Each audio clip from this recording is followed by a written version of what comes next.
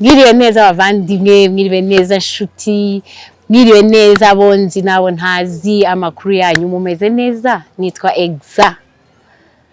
Nanjye nkaba nifuje kubagezaho YouTube channel yanjye izajya ibagezaho ubuzima rusange, ubuzima bwanjye, ubuzima bw'abandi, abo tuzajya twicara tukaganira, cyangwa ubuzima bw'ahantu nzaba nagiye, nzajya mbibereka byose mbasangize ikintu cyose kuri YouTube channel yanjye. So, mwese ndabiyegereje, ni karibu cyane, muzajya mufollowinga, hanyuma muzambwire ko muri kunkurikirana 5/5. Siko bimeze?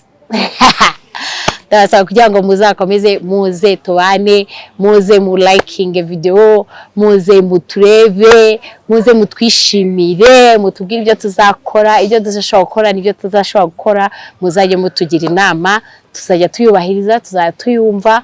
Ndabinginze muzaze mubane nanjye kuri iyi YouTube channel. Ndabizeza kuzaba ibintu biryoshye, ibintu byiza, muzajya mwishima. Biriya byose najyaga mbahariya kuri WhatsApp, byose nzajya bibazanira hano.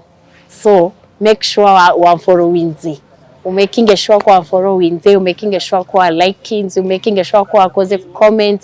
Messages zanyu zose ndazikeneye, ku likinga kwanyu kose ndayikeneye, kugaya ntimuzareke kugaya, nabyo turabikeneye, nabyo mujye mubikora, mutubwire no hano wabyishe, hano wabikoze neza, byose mujye mutubwira nta kibazo, tuzajya tubyakira, tubashe no kubidigera. Ariko nimuzadutuke, muzajye mutuganiriza neza, nimuzajye mutubwira ama comment mabi, muzajye mutubwira ama comment meza, mutukebure aho twakoze ibintu bitari byiza, mudukebure, mutubwire ngo no hano wakoze nabi, hano wakoze neza, nyine mugene mudushimira kandi munatugaye. Ibyo mwabonye bitari byiza mutubwire tubikosore, muzaba mukoze, turabashimiye cyane kandi karibu tubane. Hello guys, my name is Prince and I welcome you to our channel, Luxury and Lifestyles. I would like to ask you guys to please subscribe, like, and share to all your friends. Hello guys, welcome to our new YouTube channel, Luxury and Lifestyle.